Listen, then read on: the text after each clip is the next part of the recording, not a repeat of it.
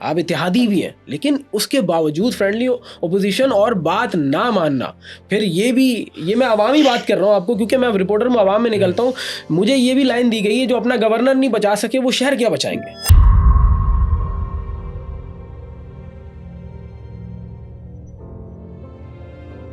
मुत्तहिदा कौमी मूवमेंट के लिए जो है ना, कोई कुर्सी, कोई ओहदा, कोई मनसब अहमियत नहीं रखता है।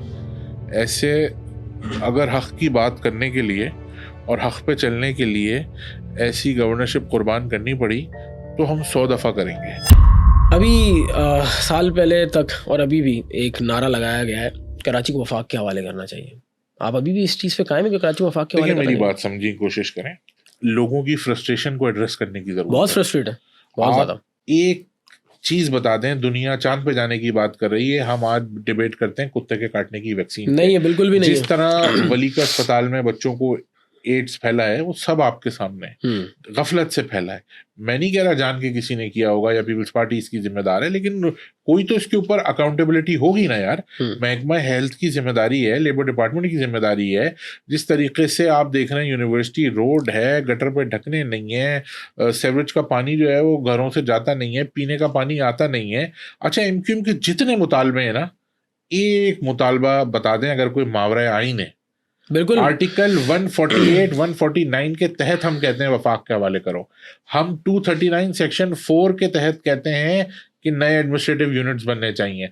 हम आर्टिकल 140 ए की बात करते हैं तो आइन के आर्टिकल 140 ए की बात करते हैं, और सुप्रीम कोर्ट के उस ऑर्डर की बात करते हैं, मोहतरमा बेनज़ीर भुट्टो के हाथ से लिखे हुए मैनिफेस्टो की बात करते हैं।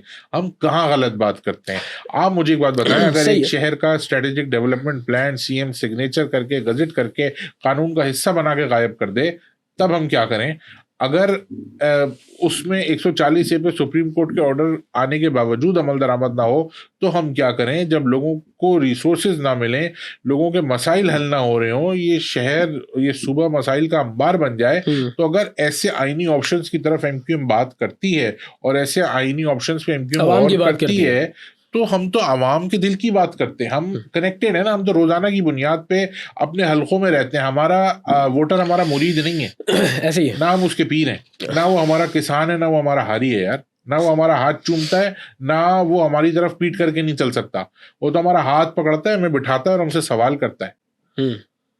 तो जाहिर है हमें जो लगेगा हम वो बात करेंगे। हमारा कोई मुतालबा मावरा आइन नहीं है, और ये आइन वो है जो जुल्फ़िकार अली भुट्टो साहब के दौर में बना है। आइन से बात कर रहे हैं। अगर जुल्फ़िकार अली भुट्टो साहब, ये जो आज जितने लोग बैठ के कहते हैं कि भाई सिंध को, हम नहीं कह रहे कि हम ये वाली बात करें, लेकिन ये वाली बात कहना भी गलत है कि सूबे बनाने की बात करना सिंध से गद्दारी है, या सूबे बनाने की बात करना गद्दारी है। इस बात को गद्दारी कहना आईन पाकिस्तान से गद्दारी है। इस बात को गद्दारी कहना आइन के सेक्शन आर्टिकल 239 सेक्शन 4 से गद्दारी है। अगर ऐसा ही था तो जब जुल्फ़िकार अली भुट्टो साहब के दौर में आइन लिखा जा रहा था तो वो लिख देते कि पूरे पाकिस्तान के सूबों में नए सूबे बन सकते हैं सिवाय सिंध के, क्योंकि सिंध धरती माँ है।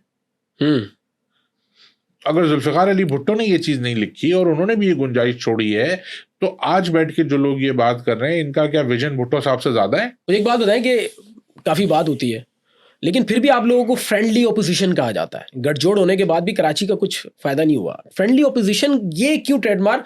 क्योंकि एमक्यूएम के बगैर तो कभी हुकूमत बनी नहीं कोई। आप इत्तेहादी भी हैं, लेकिन उसके बावजूद फ्रेंडली ओपोजिशन और बात ना मानना, फिर ये मैं अवामी बात कर रहा हूँ आपको, क्योंकि मैं रिपोर्टर में अवाम में निकलता हूँ।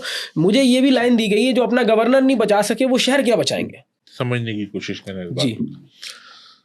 देखिए, अवाम के दरमियान जितना आप रहते हैं ना, उतना अवाम के दरमियान हम भी रहते हैं। ऐसे ही है। अगर हमारी जो तकरीर हैं बजट में कराची का कोई एक ऐसा मसला बता दें जिसमें एमक्यूएम पाकिस्तान ने आवाज ना उठाई हो। बिल्कुल। गुल प्लाजा के मसले पे अगर जुडिशल कमीशन बना, एमक्यूएम की डिमांड पे बढ़ा। इस शहर की आबादी अगर 1.5 करोड़ से बढ़ाई, एमक्यूएम ने बढ़वाई। मानता हूँ आज भी कम है, लेकिन ग्लास को पूरा खाली देखने के बजाय, आधा खाली देखने के बजाय आधा भरा हुआ देखें। 53 यूसियां शहर की अगर किसी ने बढ़वाई तो मुत्तहिदा कौमी मूवमेंट पाकिस्तान ने बढ़वाई। इस शहर की डिलिमिटेशन को दुरुस्त करवाने में अगर किसी ने अपना किरदार अदा किया, मुत्तहिदा कौमी मूवमेंट पाकिस्तान ने किया। तो हमारा वोटर हमसे मुतमईन है, जब भी तो हमें इलेक्ट करके ऐवानों में भेज रहा है। इलेक्शन का जो इलेक्शन जो है वो आवाम की राय का, आवाम के मैंडेट का पैमाना है। हमारे वोटर ने हमें वोट दिया और उनको देख के हमें तो उन हलकों से भी वोट पड़ा जो हमारे रिवायती हलके नहीं थे। सही है। तो हम तो ये समझते हैं कि हमारे लोग हमारे साथ जुड़े हुए हैं, उनको अंदाजा है कि हमारे ऊपर गुजरने वाली तमाम मुश्किलात और क्राइसिस के बावजूद अगर कोई जमात मुसलसल उनसे कनेक्टेड है और उनके दिल की और उनके हक की और उनकी पल्स के मुताबिक आवाज उठा रही है और काम कर रही है तो वो एमक्यूएम पाकिस्तान है। और ये गवर्नर वाले जब बताओ, जहां तक रही बात फ्रेंडली ऑपोजिशन की, तो यकीन जानिए कि हम मैच्योर पॉलिटिक्स करते हैं। जैसे फ्रेंडली मैं बता देता हूँ आपको। फ्रेंड, एक साहब ने जब ये डंपर वाला वाकया हुआ ना, हाँ जी, तो आफाक अहमद साहब ने कहा कि भाई बाहर आ जाओ, और जो है वो उस तरह के कोई बयानात उन्होंने दिए कि जिससे वो भी गए जेल में, और उनके पीछे उनकी बात में इश्तिहाल में आके शहर के कुछ नौजवानों ने भी डंपरों को आग लगाई और वो भी जेल में चले गए।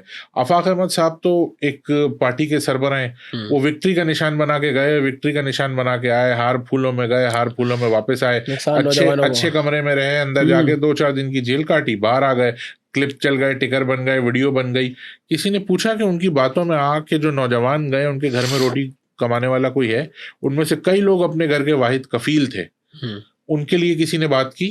सही है। पूछा कि वो कैसे आएंगे बाहर? ओ भाई, हमें ये किसी को अच्छी लगे बुरी लगे, हम we are beyond this politics now. हम अपने लोगों के हुकूक पे बात करते हैं, हम आईनी बात करते हैं, कानूनी बात करते हैं, और अपने लोगों को रिलीफ दिलाएंगे। आबादी बढ़वाई है तो रिसोर्सेज बढ़ेंगे ना, डिलिमिटेशन सही कराई है, आर्टिकल 140 से होगा तो पूरे पाकिस्तान के मसाइल हल होंगे। हम ये ना जो स्टंट वाली पॉलिटिक्स है ना, ये हमारा मयार नहीं है यार। हम 40 साल हो गए हमें, हम एक मेच्योर पॉलिटिकल पार्टी हैं, हमारा वोटर हमारे साथ इंटैक्ट है, हमें इन चीज़ों की ज़रूरत नहीं है। हमारी दलील जो है वो हमारे दावों से ज़्यादा बड़ी है। हमने तो ऐवान में जिस तरह की बातें की, आप मुझे बताएं ना, सूबे की करारदाद आई कि सूबा नहीं बनना चाहिए, ऐसे ही हमने उसकी मुखालफत की। तो एमक्यूएम का तो मंशूर ही पिछले कई सालों से यही है ना कि सूबा बनना चाहिए, सूबा बनना चाहिए, ऐसे ही तो हमने उसको सपोर्ट किया। आप देखिएगा सिंध असेंबली में पहली दफ़ा हुआ ये। अच्छा, पहली दफ़ा हुआ ये। उसके बाद कोई एक ऐसा मसला कराची का नहीं है कि जिसमें हमने अपनी आवाज़ ना उठाई हो। ई चलान पे भी अगर कमेटी बनी है तो एमक्यूएम की आवाज़ पे बनी है। एजुकेशन जो बच्चों के साथ ज्यादती हुई थी, इंटर बोर्ड मैट्रिक बोर्ड, और उसका जो भी अजाला हुआ है, मानता हूँ कंप्लीट सोल्यूशन नहीं है, हाँ जी, लेकिन जितना जैसा जो भी इस शहर की आवाज़ है वो मुत्तहदा कौमी मूवमेंट पाकिस्तान है। बेहतरी की गुंजाइश हम में भी है, हम भी कोई परफेक्ट लोग नहीं है, मैं समझता हूँ इस बात को, और हमारा वोटर भी समझता है कि हम भी उसी जैसे लोग हैं यार।